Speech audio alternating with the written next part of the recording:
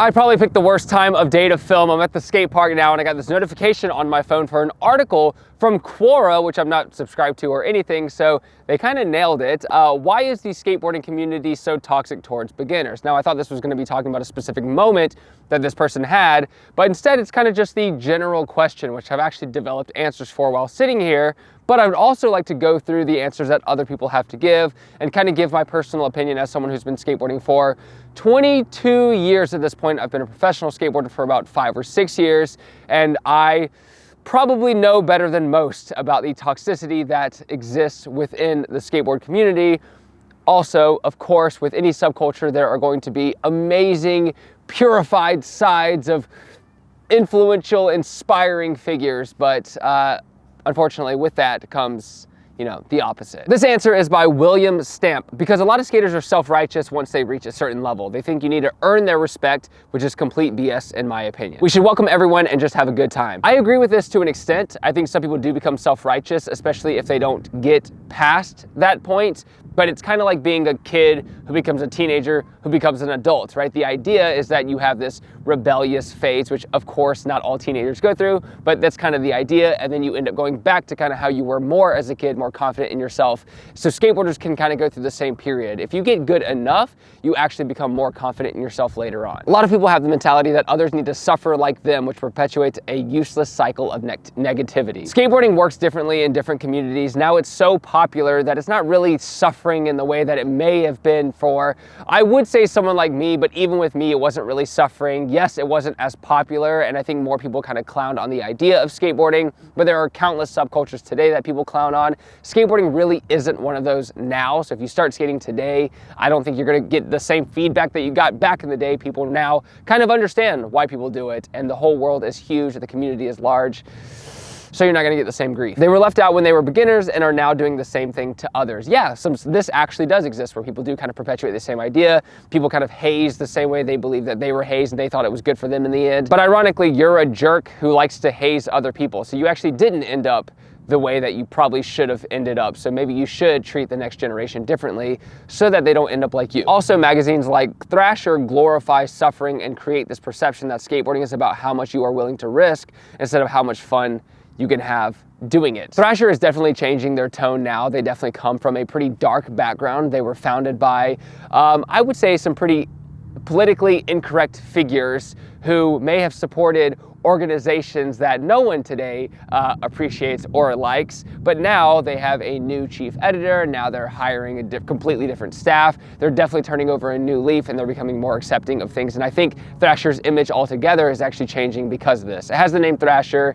They'll always be associated with some pretty dark things in the past, but I think they're getting past that because they understand that we don't need more toxicity, and if you're not killing yourself, you're not doing it right mentality. Because we think we're cooler than everyone. We call everyone kooks. I wish I had a skateboarder truly show me the ropes of skateboarding. Had to do it all myself. It's all good though, going to pass my skateboard knowledge to newbies. Well, that's cool. I mean, I feel very similarly where in skateboarding growing up, it was kind of lame to treat skateboarding like a sport. So I think a lot of people didn't like the idea of passing on the knowledge of how to do tricks because in their minds, they wanted to create the image that skateboarding was more intuitive. It's more of a fun thing that you just do. You don't really need to know, you don't need to go train or know the nuances of it. Just go out there and have fun and see what happens. But a lot of people just want to learn the tricks. You want to be able to skate everything at the skate park, and you have to know the tricks to do that. Now, this one is by someone who has been skateboarding since 1997. Skaters are some of the most accepting people if you first prove you are a person with love for skateboarding in your heart. Now, I think this is a very, I shouldn't just be mean in this way, but I think that's a very silly concept because that's such a nuanced idea. You have to prove to others that you have a love of skateboarding in your heart. So other people are just going to have the perception that you do even if you don't, but how do you know that you do and how do you know that it's not more for narcissistic reasons? I mean, it's just an impossible thing to measure.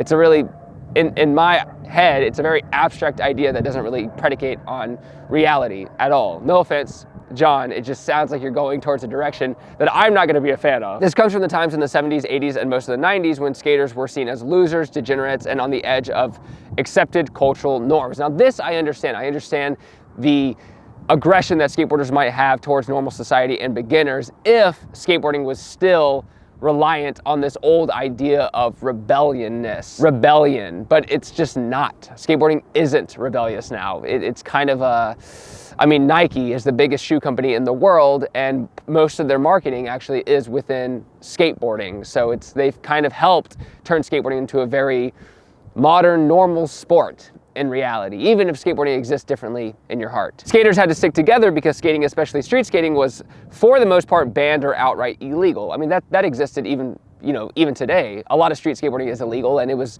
illegal with me everywhere growing up. It was illegal to skate on the sidewalks from where I'm from.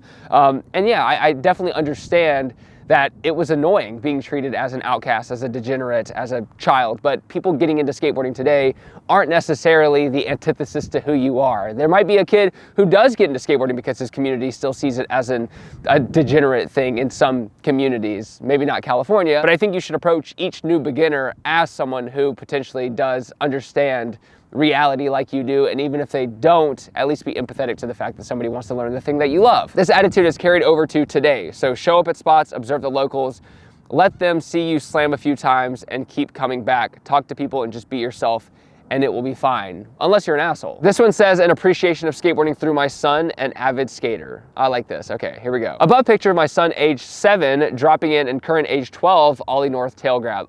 This is an awesome mom. I love this. Another part of the suffering of skateboarding was that our parents just didn't understand. And the truth is, my parents were really supportive and cool about skateboarding. They didn't understand it really, but they were totally down for whatever I wanted. My parents were extremely rebellious by nature. They hated cops. They told me not to like cops. Trust me, I'm not like that today. I just grew up with parents who were very anti-authority. So when I chose skating, they actually thought it was cool. They were like, oh yeah, dude, the system sucks. Just do what you do and go out in the streets. And if cops have a problem, get them to call me and I'll yell at them. Like, my parents were genuinely kind of like that. So I was raised with a bunch of people with huge chips on their shoulders who hated authority, hated police officers. I don't know where I was going with that. I just think that's an interesting tidbit that kind of shows why I'm maybe a bit rebellious, and then even when I got into skateboarding, why I kind of rebelled against normal traditional skateboarding industry of rebelliousness and became a YouTuber. I spent hours, days, years at the skate park with him. Now I'm not allowed by him to be there anymore. Not cool for his mom to be hanging around the skate park anymore. That's so sad. Honestly, like, if you're watching this, I 100% feel like I could feel for you. I can't imagine how sad that would be to be going years and be like, I have to move on. And I would be empathetic towards my kid who did that, but man, that would hurt. It would literally be like, ugh. You have to skate. That's the thing. You have to get into skating too, so that your kid has no excuse. You're gonna be skating at the park with your kid. You're like, I'm a skater too.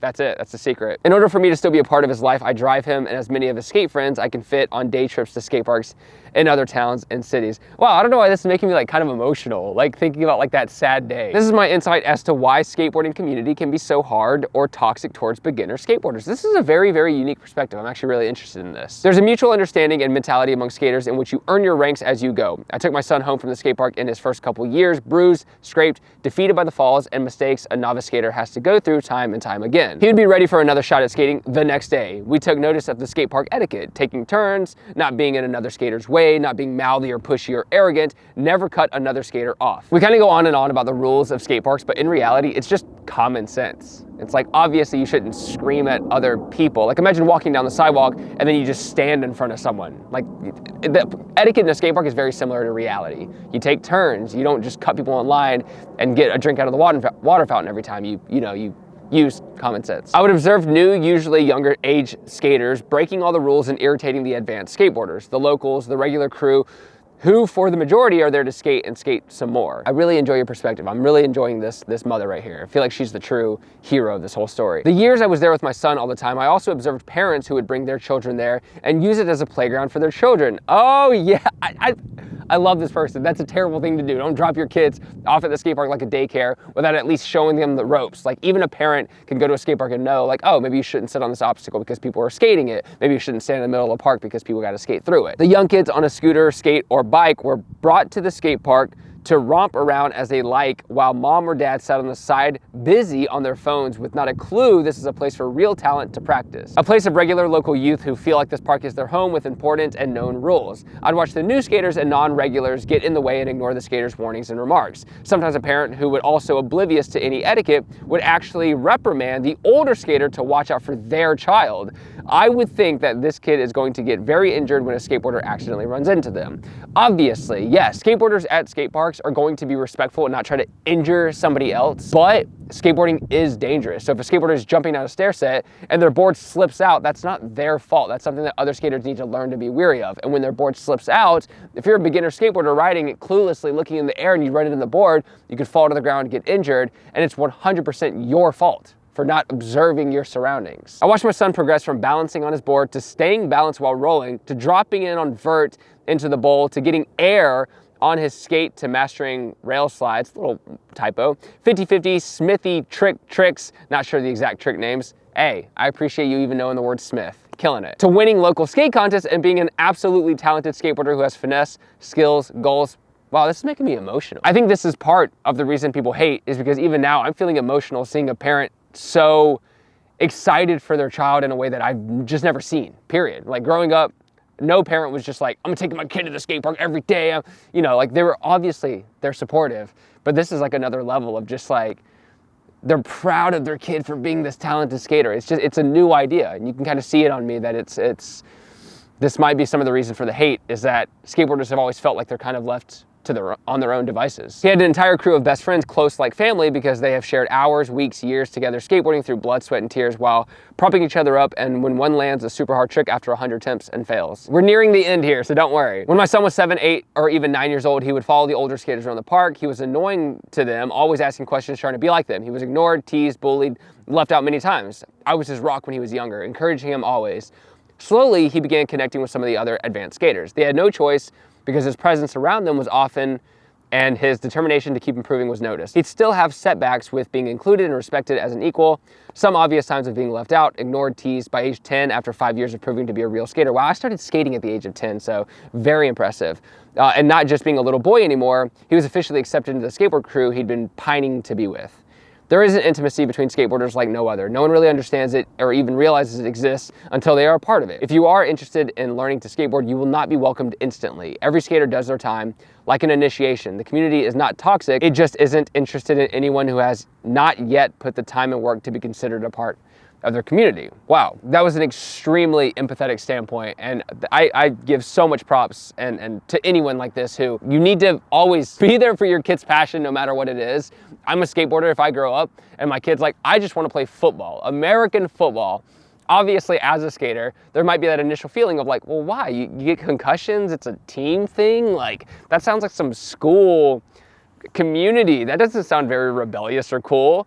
Even as a skateboarder, you gotta do the opposite, where you're like, yeah, I got you, 100%. What do you want? You want me to take you to events? You want me to go to every game? You want me to do this? Like that kind of parent, no matter what, even if your kid does something that you're like, oh, that's so out of my field of knowing, just gotta be supportive. So amazing props to this human who wrote the article. It definitely hit me in the feels reading that. It was very, very, very, very sweet. I am empathetic and I understand why people hate in skateboarding, but it isn't the right path. If there is a new skateboarder, regardless of their intention and regardless of what they're trying to do, I think there should be a level of respect that goes kind of everywhere, especially amongst new skateboarders. I think they should feel welcomed into a new community, because people usually continue to do things if they feel like they're getting better at it, or if they feel like there's a community that supports them. They need some encouragement to kind of keep going. You gotta at least give people the benefit of the doubt first before shunning them completely from a community.